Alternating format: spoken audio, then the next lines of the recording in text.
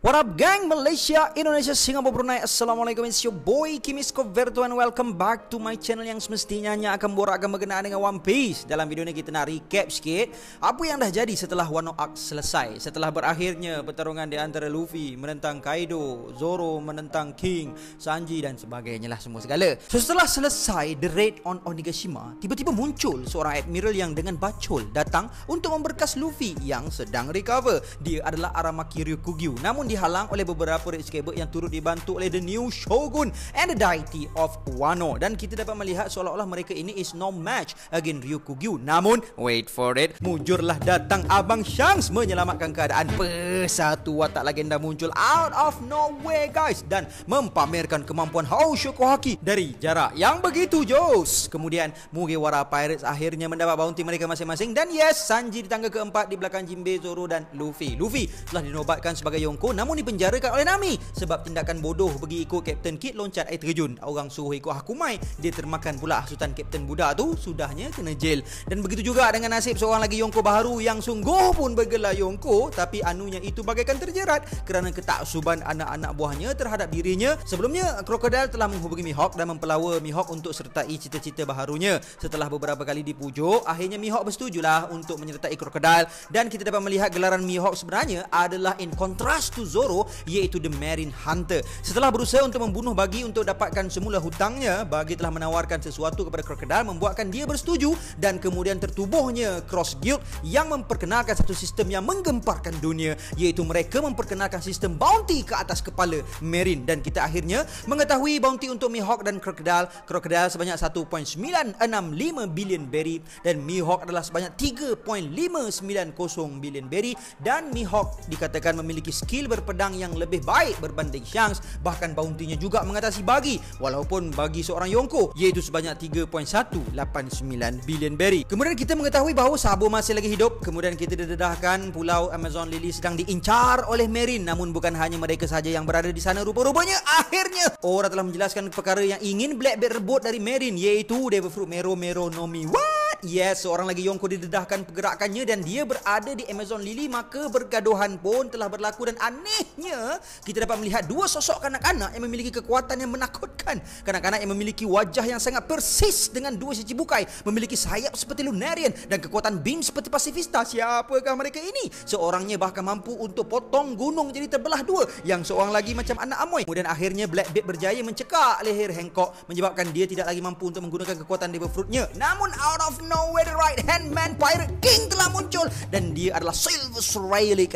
Pula dah lepas satu sosok legenda keluar ni. Dan seperti mana Marineford, Blackbeard is being Blackbeard again. Kalau dulu kat Marineford bila Shanks muncul dia terkincit-kincit lagi, dan kali ni kat Amazon Lily pun sama. Nampak sahaja relik dia pun belah gitu sahaja tanpa ada sedikit pun hasrat untuk bertarung. Namun seperti Marineford juga, dia belah bukan dengan tangan kosong berada. Kalau di Marineford dia belah dengan Devil Fruit Whitebeard, kali ni dia belah dengan menculik Kobe. Kemudiannya kita dapat melihat Luffy telah menceritakan cita-citanya yang membuatkan perasaan mereka Mugiwara Pirates yang lain bercampur bau. Namun Oda masih lagi tidak ingin mendedahkan apa cita-cita Luffy tersebut. Dan kemudiannya sekali lagi kita didedahkan tentang Sabo yang masih hidup tadi berada di Lucia. Namun tak berapa lama lepas tu, boom! Sekali lagi Sabo mati. Berapa kali nak matilah Sabo ni. Yes, satu serangan besar misteri yang diutus oleh Im Sama telah menghancurkan seluruh pulau Lucia. Kemudiannya kita dapat melihat perjalanan Mugiwara Crew ke pulau berikutnya, dan mereka stumble across seorang lagi dari anggota The Worst Generation yang kedua terakhir, which is Bonnie. Kemudian ada seekor jerung mecha gergasi datang dari dalam lautan yang cuba membaham kapal Thousand Sunny. Kemudian kita diperkenalkan dengan beberapa anggota SWAT, yang mana Tashigi pun ada kat sana. Wow, amazing. Ramai juga sebenarnya anggota SWAT ni, dan rata-ratanya adalah boleh dikatakan Marine muda. Kemudian Straw Hat pun berjaya berlabuh di sebuah pulau ini yang dinamakan sebagai Egghead, yang merupakan tempat lab research Vegapunk dan juga dikaitkan sebagai pulau teradvance 500 tahun ke depan.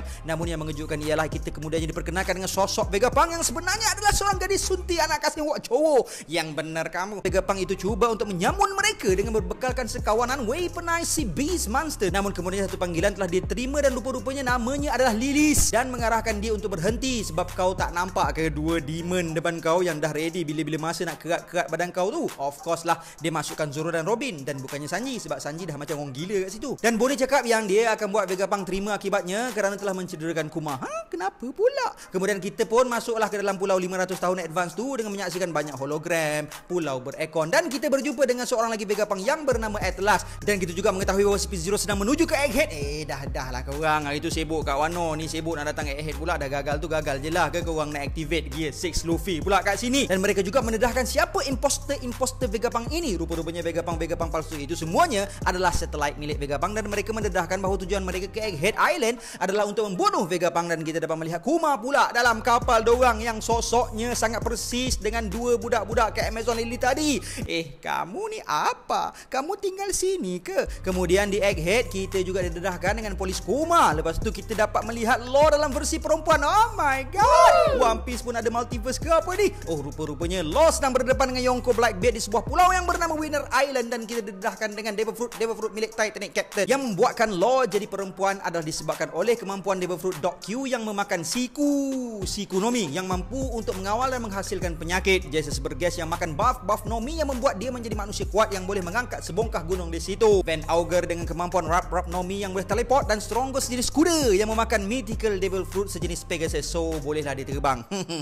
Boleh masuk dalam list baru ni, jenis Devil Fruit yang boleh terbang. Manakala sebelumnya Van Auger dan Aokiji mendapat satu arahan untuk menculik puding di Whole Cake Island, dan rancangan mereka berjaya sepenuhnya. Dan dalam pertarungan Law versus Blackbeard ni kita boleh melihat sedikit sebanyak kekuatan yang dimiliki oleh kru Law. Seorang boleh jadi tanker, seorang boleh meludah. Wow, menariknya. Blackbeard menerima satu serangan awakening dari Law yang bahkan Big Mom pun goyang. Dan bercakap pasal Big Mom, puding kat sini cakap kalau Mama masih hidup.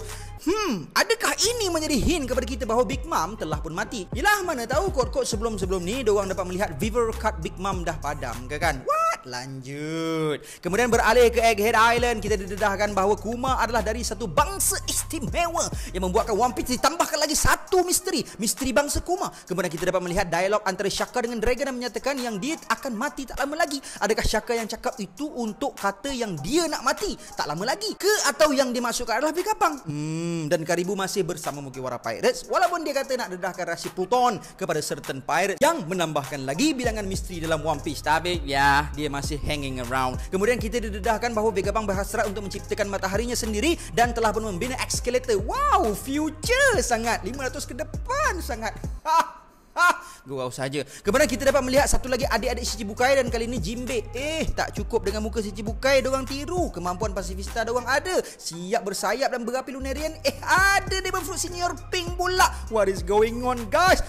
Rupa-rupanya mereka adalah Seraphim. Jinbe, Kuma tadi dengan Mihawk dan Hancock yang kita nampak kat Amazon Lily tadi. Satu lagi advance kajian daripada Vegapunk.